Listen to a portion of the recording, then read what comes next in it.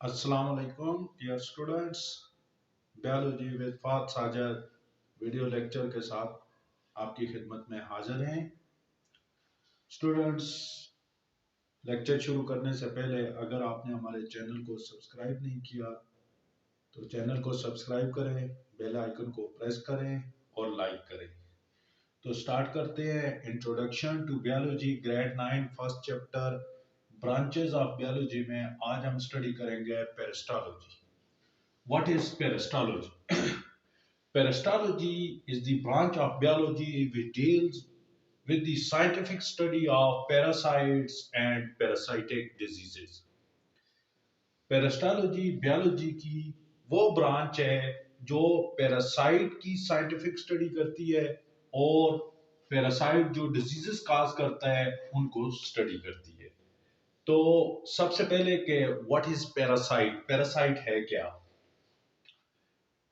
The living organism which obtain their food from other living organism is known as parasite. ऐसा जानदार जो अपनी खुराक किसी दूसरे जानदार से हासिल करे तो ऐसे जानदार को क्या कहते हैं? पैरासाइट। ठीक है जी। ऐसा जानदार जो किसी दूसरे जानदार से अपनी खुराक हासिल करे उस वक्त जब वो दूसरा भी जानदार जिंदा हो, तो इस फूड हासिल करने वाला जो जानदार है इसे क्या कहेंगे? पैरासाइट कहेंगे जी।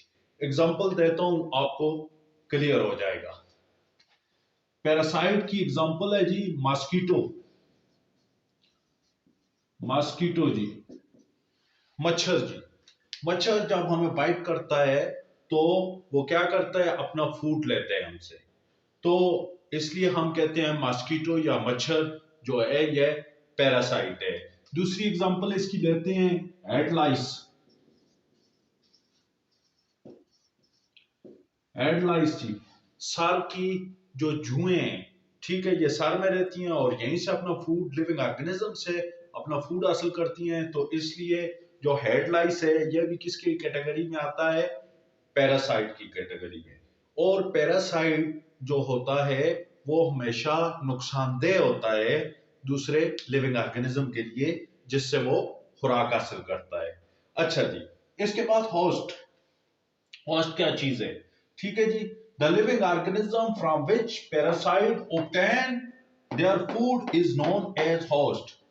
वो जानदार जिससे पैरासाइट अपनी खुराक हासिल करे उस जानदार को क्या कहेंगे? उसको होस्ट कहेंगे। जिस तरह आप देखें मॉस्किटो और human being, mosquito is the parasite and the human being is the host. ठीक है, हेड लाइस और ह्यूमन बीइंग।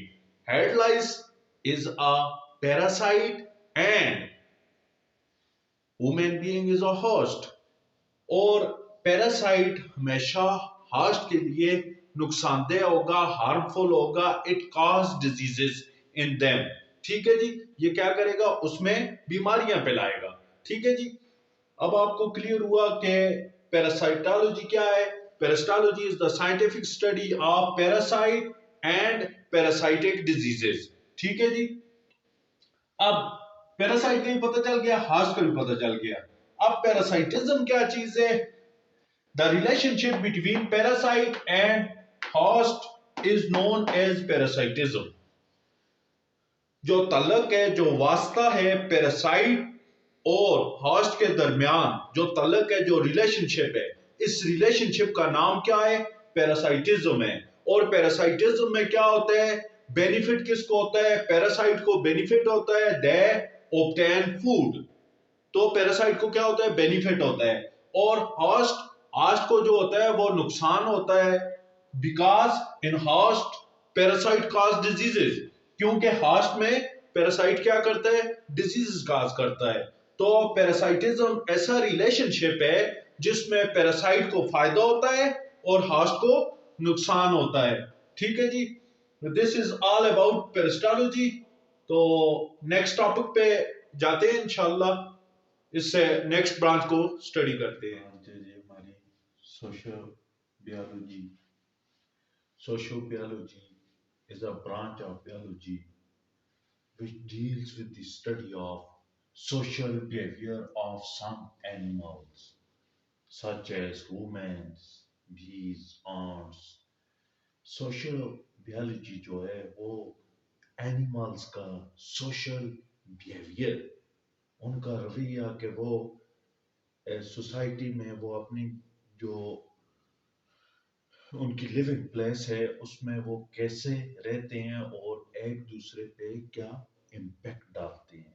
जिस तरह ह्यूमन है, बीज है, आंट्स हैं वगैरह, ये कैसे रहते हैं, इनके सोशल बिहेवियर क्या है, इनकी जो लिविंग प्लेस है जहाँ ये रहते हैं वहाँ पे सोशल बिहेवियर क्या है। अच्छा, दूसरी बात कि सोशल बियोलॉजी इन्वेस्टिगेट करती है बेनिफिशियल रिलेशनशिप को among the living organism that live at the same place. Social sociobiology जो है वो ब्रांच है बियोलॉजी की जो ऑर्गेनिज्म की लिविंग प्लेस पे उनके ऑर्गेनिज्म के अपने दरमियान जो सोशल बिहेवियर है उसको स्टडी करती है। इसमें जिस तरह ह्यूमंस हैं, ह्यूमन भी सोशल है, सोसाइटी में रहते हैं, बीज है, आंट्स है या दूसरे ऑर्गेनिजम्स हैं। और ये सोशियोबियोलॉजी जो है ये जांचती है किसको, बेनिफिशियल रिलेशनशिप को अमंग द ऑर्गेनिज्म, ठीक है, that are living at the same place. अच्छा, इसको हम अभी कुछ बात आपको अंदाजा हुआ, अभी एग्जांपल्स है, आपको बात बिल्कुल क्लियर हो जाएगी। जिस तरह हम देखते हैं कि ऑर्गेनिजम्स हैं उनके दरमियान रिप्रोडक्टिव इंटरेक्शन किस तरह की है, ये बिहेवियर उनका कैसे है। तो इसमें हम एग्जांपल लेते हैं बर्ड्स की, कि बर्ड्स के दरमियान जो रिप्रोडक्टिव इंटरेक्शन है वो किस तरह की है, ठीक है।